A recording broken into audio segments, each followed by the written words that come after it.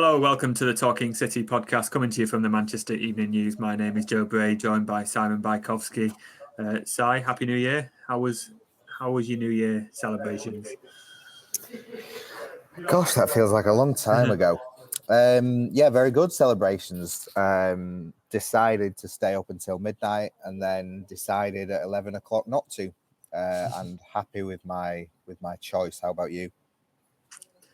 Yeah, I was a bit disappointed by the fireworks, but I suppose the weather was a bit rubbish. I have a fantastic view of Manchester to see all the fireworks, and saw very few because I could barely see out the window for the fog and the rain. So off to a flyer. The reason we're talking about fireworks is because we've not got a City game to discuss, but because we're into 2025, the January transfer window is open. City fans are desperate to hear any news at all. Couple of names have come out in the last couple of days, and sort of an indication of where City are looking. You've been banging the drum for a centre back, and there's a centre back sort of come onto the radar. Couple of midfielders.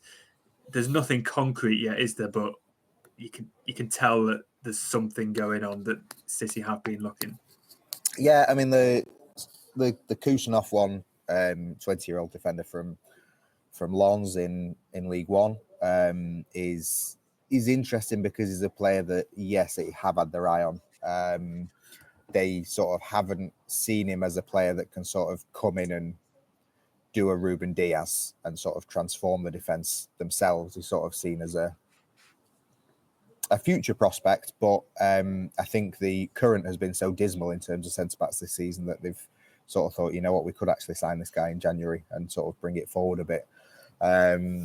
Whether they will or not remains to be seen, because it's a very difficult window to sign players in, and they've been linked with, a hell of a lot of players. And, I think sort of Ederson at Atalanta is kind of the perfect example of why things are difficult. Like, yeah, he looks like a really good option. But if you're Ederson and you're flying high at the top of Serie A and you're in with a chance to top 8 in the Champions League, why do you leave now? And if you're Atalanta and you're top of Serie A and trying to get top 8 in the Champions League, why do you let him go now? So it's going to be, pretty difficult, I think, for City to get business done, but they are trying. It's tricky, that Champions League change, isn't it? Because there's the extra 2 games, so City wouldn't be able to register any new signing for those final 2 games, which they knew that's part of the rules. But it also, in that Atalanta example, shows why negotiations might be a bit more difficult, because if say Atalanta are through in the old format to the knockout stages, they've got time and maybe a month or 2 to find a way of playing without this fella who's important to them for the knockout stages. This time they've still got to get there, and there's a lot of money at stake for getting to that sort of knockout part as well. Yeah, they've got time, and maybe having already qualified for the knockout round, they've sort of achieved financially what they want to do, and sort of, the way they're looking at their budget for the year or whatever, they're ahead of themselves and they can afford to let someone go. Whereas now you just don't have that, and if City are signing anyone, they have to be a Champions League or a Europa League club, and the same's true in the Europa League. So it's going to be very difficult to get business done because there's so much more up in the air in terms of the UEFA competitions than there ever has been.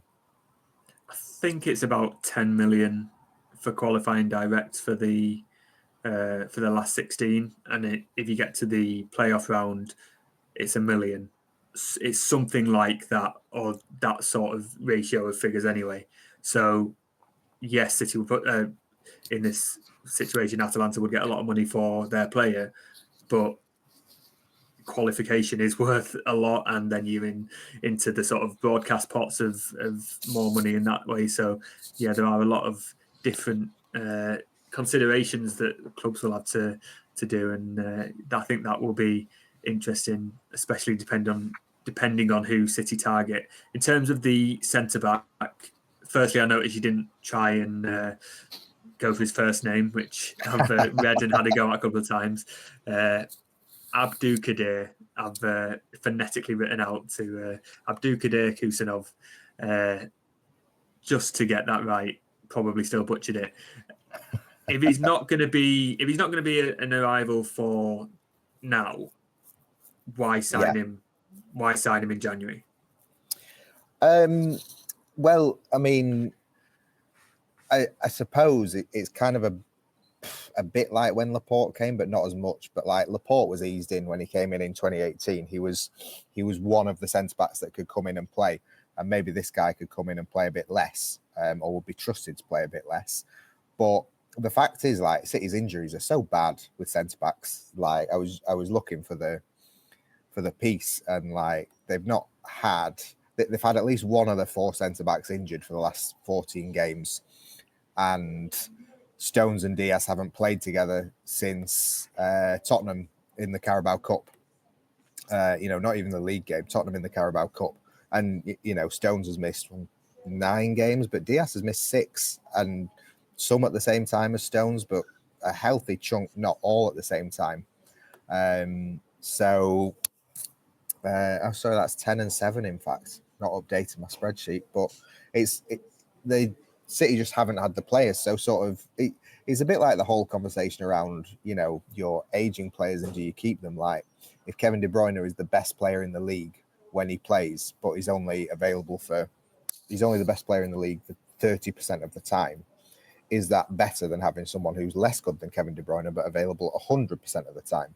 And, this guy might be, the thinking was to get him in future possibly. And it wasn't like, we'll definitely sign him. It might not happen, but they're looking at him and they like him.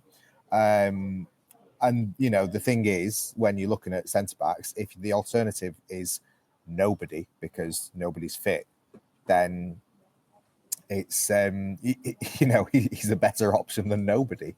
And the chance to sort of bring forward, a future plan. It's not sort of come out of thin air, but the idea to bring it forward makes sense in the circumstances of City's position this season that they find themselves in as well. Should say with like you're talking about financial things for that Atalanta and other clubs will be thinking of. You've also got to think about, I think this window will tell us about where City see the rest of the season going in terms of the Champions League, because qualifying for the Champions League is a big deal financially. And so like Bruno Guimaraes may not make much sense long term, but if you buy him and you finish above Newcastle and make top 4, then you've safeguarded the long term future. But if City don't feel like they need to make that move to get top 4, then that tells you about what they think for the second half of the season. Yeah, I think it's going to be interesting, and we've heard from Bernardo, who's joined his manager in saying the title is completely off the table, and you don't deserve to speak about title races when you're 6th, which is probably a wise thing to say. But he didn't say it was impossible as well. I think so. They still have that thing where they want to do it, but yeah, there's 14 points is a lot. I suppose the young defender signing is probably similar to, well, not as in signing a young defender and looking at that profile of player rather than this young defender is definitely signing. I suppose it's quite similar to what we were just saying about James McAtee in the last couple of podcasts, in that you don't expect him to start every game, but if he can come on for half an hour and take the pressure off Nathan Ake or Manu Akanji, they might not pick up that injury that they tend to have been getting in the last half an hour of games. I suppose it's that sort of rotation. Or you can say this defender can come on and ease the pressure on, I don't know, somehow Gvardiol, who's played every single minute, and do it that way. So yeah, you've persuaded me that it would be a logical signing. But on the subject of defenders, Guardiola said, I think Christmas Eve, he's not had a single training session with all 4 of his centre backs. And he's very, very aware of that. And he said the figure 100 days of training has been lost. I don't know whether it was what time frame. I don't know. It's just defenders, but that however you look at it this season, that is a lot of sessions per player that have not been available, and that just sums up the issue. So you can see why they're looking at centre backs. Yeah, and you think to the Guardiola system, and we all talk about Rodri and the number 6 and the holding role and how important Rodri is to the whole system, but like centre backs are arguably more important to Guardiola's system than a 6. It's his last line of defence and his first line of build up, really. You got the goalkeeper, but City play out from the back, and if the back is not good enough to play out from, and also not good enough to stop teams from scoring against them, then you've got a real problem whether you've got Rodri in the team or not. He can cover some of it, but he can't do it all. And City won 6 and drew 1 of the first 7 games they played without Rodri, and then lost all the centre backs, and the form's gone. So I think centre backs probably more important to strengthen in this window than getting a defensive midfielder in, especially if Rodri thinks he'll be back before the end of the season and all guns blazing and back to 100%, and excuse me, everything like that. So I think they have to be looking at centre back, and the fact that Stones hasn't been able to really keep fit for them this season means that you do have to be looking at long term replacing him, succeeding him, whatever word you want to use. And Ake and Akanji and Diaz as well have all had their issues. So I think, centre-back's probably more of a priority. I guess we can't talk about the squad getting too old and players like Stones and others getting injured and then question why they're signing a young player for the future in that position. You've got to give and take in that respect. Rumours about Omar Marmoush. Is he... is that the right name? Is that another one? Yeah. Are these genuine targets, or are they just these have been linked and there's interest there? It's one of those where they're definitely on sort of, they're definitely players that City like and are interested in signing them. But you've sort of got to think that signing players in January was never the plan. When City started this season, they didn't think, right, well, we'll pick up these 3 in January and then we'll move on. It's an emergency situation based on how the season has unravelled because of injuries. So Marmoush is another one where, and I think signing a forward is probably secondary to a centre-back, again, ahead of a defensive midfielder, whereby, again, it didn't really seem like City would miss Julian Alvarez when they sold him, and not necessarily saying they have, and Oscar Bob could come back, and McAtee could come into the team, and Kevin De Bruyne and Phil Foden could find their form again, and Jack Grealish and Jeremy Doku could find their form again, and Savinho could pick up from where he was at Leicester. But you're talking about a situation where all those things just haven't happened, and because of it, it's not happened for 5 months, and so City have to consider, right, well, do we actually need to bring somebody in to try and bring a goal threat that has completely disappeared from the team? And Marmoush is another one who, will be difficult to get out. Frankfurt may be sort of easier to get out than Ederson out of Atlanta without paying a mega price. But they are targets, and they are interested in signing them, but that's not to say that they will sign them or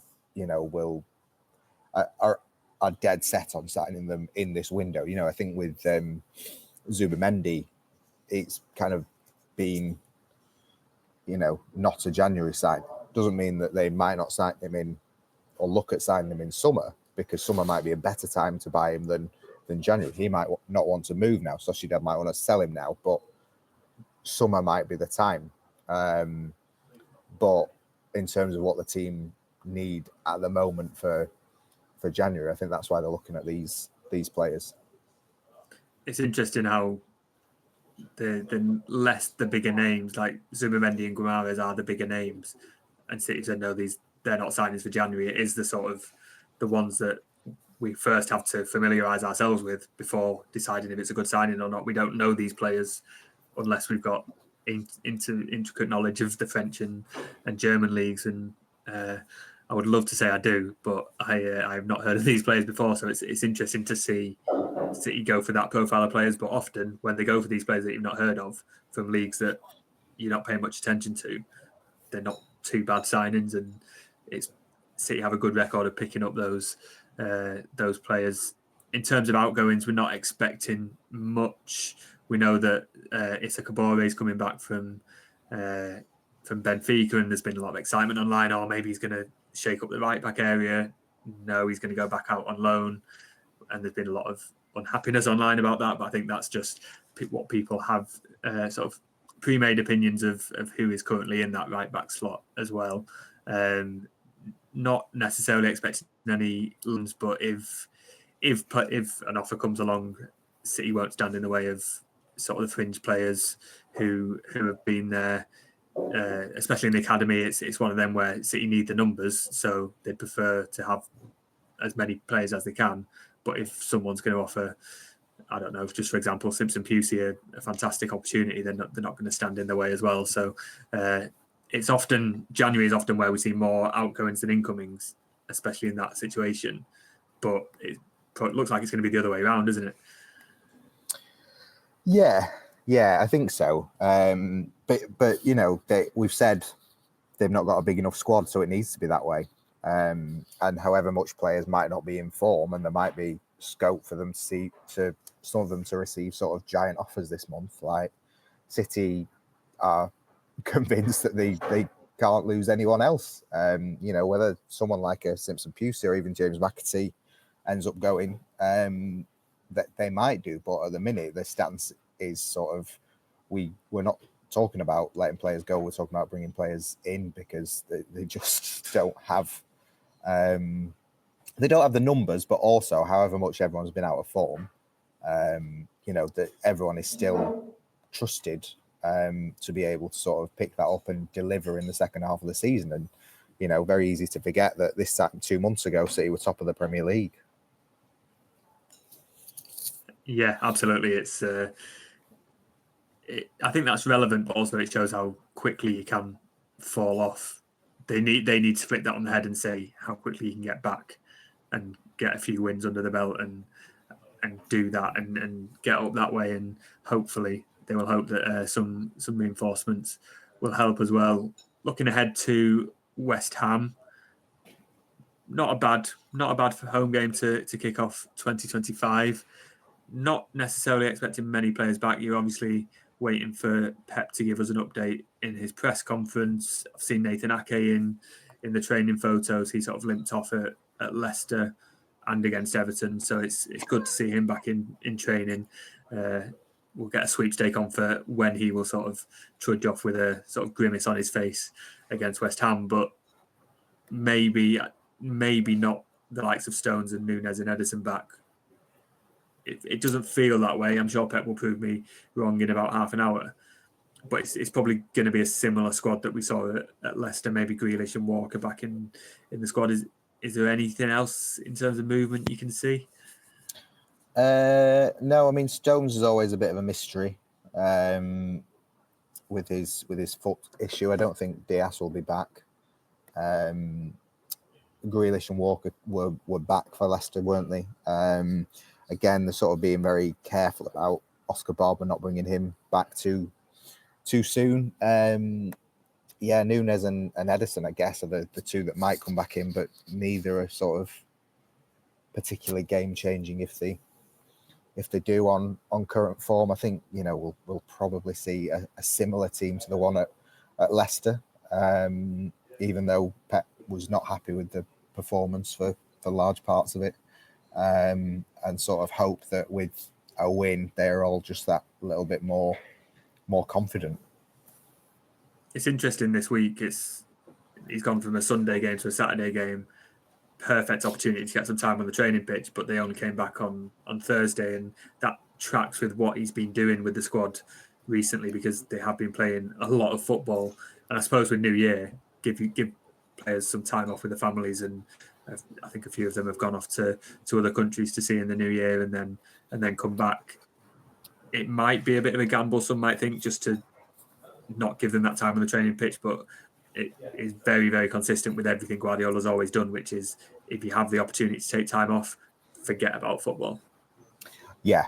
And I think the fact that, they did get New Year off. Remember, they were in on Christmas Day because of Boxing Day game. They did get a bit of time on Christmas Day at home, but they had to be in and stay over on Christmas Day night. So getting New Year and getting a few days around New Year to be able to go off and celebrate. I just think I think Guardiola's always treated them as adults, and not only the adults, but they're like serial winners, like who are pretty miserable at the minute because they're losing matches and they're not used to losing matches. So the process to be less miserable is probably more go off and remember what it likes to have a smile on your face with your loved ones than it is endless drills on the training pitch. You hear about teams being hauled in on days off and things to go through mistakes and things like that, and that's never been Pep's way. And but also interesting what he said after Leicester, that like he thought about making loads of changes to the team, and then in part because it was his 500th game in charge, he just thought he would give stability to the players and let them know that everything was all the same way. And I think this is more of the same. It's like, you would normally have 2 days off this week, so or 3 days off, so you're having it as well. I'm not going to start sort of reading the right act to you on days that you should be off. So everything they're doing is working towards getting back to the level that they've been at. They just are yet to get there. I thought it was interesting when he was talking about the Christmas parties, and he was like, of course they need to let their hair down and do what they want. And then in a second answer to a very similar question, he changed the tune and he was like, I would prefer that they spend time with their families and friends and have a more laid back party than coming back hungover and not being able to train. So the message will have also got through to the players where you've got New Year's off, but you've got to be ready on Thursday to come back and train and fight for your place in that team. And it's always been that agreement, even if it's not necessarily spoken to them, have your time off, but you make sure that when you're back, you don't bring anything to training, whether it's illness or he loves the word hangover, doesn't he? And everyone jumps on it, but make sure there's no hangovers and be ready. So it looked like there was a pretty, I don't want to say full squad because City haven't had a full squad for ages, but of the players we expected, most of them seem to be there from the few pictures we've seen. Moving further forward on the pitch, how would you approach the wing situation? We saw Savinho get his first goal and an assist. You would expect that earns him the right to keep his place. On the other side, Foden didn't do a lot. You've got Grealish who could come back, Doku, but then the Doku-Savinho mix didn't entirely work against Everton. Although Doku did get an assist, it's sort of every time you make an argument for something working, there's another one that it doesn't, or vice versa. So he's not cracked that wing formula yet, has he? And this feels like a game where, I don't know, I think Doku, because I think he always does quite well against West Ham. Yeah, similar to what we were just saying, I think Pep has to go back to, or has to stick with the basics of like, what are West Ham's individual strengths and weaknesses as a team, and what can we bring, and what can our individual profiles bring that mean that we can beat them. And it tends to be with West Ham that the sort of pacey, tricky wingers have a lot of success against them. Doku sort of shone against them in his second game for the club last season, and see how Savinho has been this week. Has he been massively boosted by the fact that he's scored his first goal for the club, and does that help him? Is Grealish super motivated to catch up after missing another two games? And I think it has to be just like, who are the best players to win this individual game, because nobody is putting their hand up to say I should be starting regardless of the opposition. You've just got to wait for the specific match and say, you should be doing well against this team, go and do it. Aaron Wan-Bissaka always seems to have a good game against City as well. Even if he's in the worst form of his life at United, he always seems to show up against City as well. And no, I would like to see. I want the Doku and Savino sort of combination to work. I don't think it has properly yet.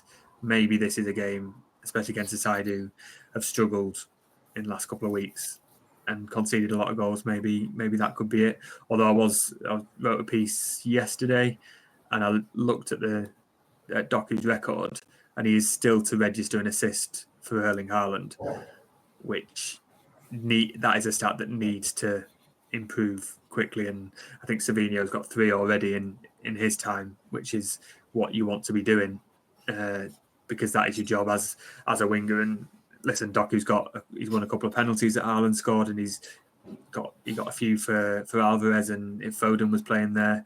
But if you play, you need to be just putting more crosses in and finding a striker like Erling Haaland. So I think that would be number one priority.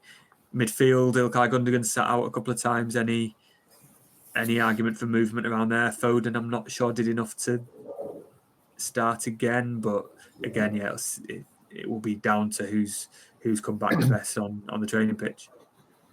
Yeah, it's tricky because Foden was probably the biggest positive from Aston Villa, and then one of the biggest positives from Everton, and then just kind of fell away against Leicester, and sort of kind of is very indicative of City's season that they've had so many false starts that they just haven't been able to keep going.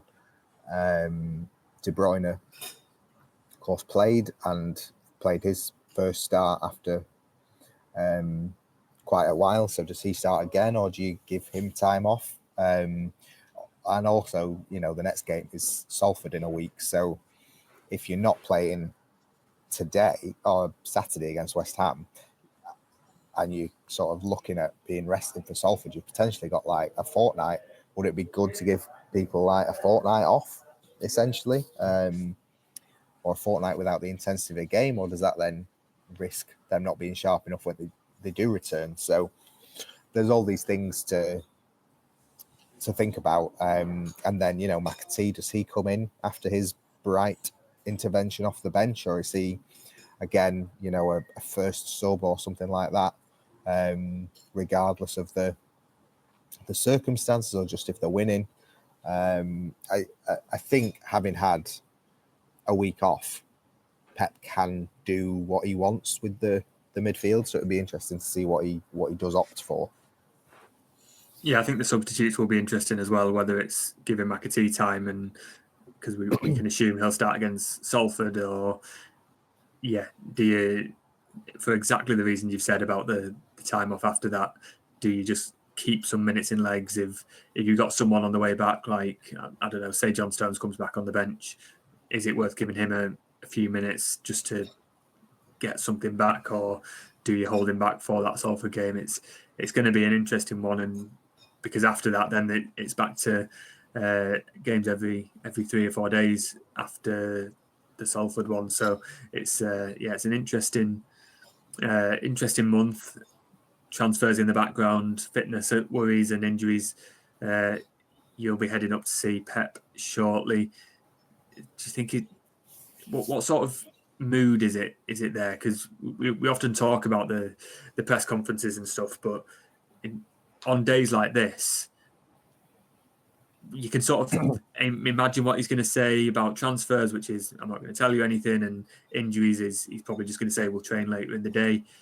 Just quickly before we head off and I'll let you go, what's the sort of pre-match routine, if you like, at the press conference? Because I don't think we've touched on that before. In terms of sort of how you go about making news on days like this where there might not be much. Oh, I see. I mean, to be fair, Pep's been very interesting in City's poor form.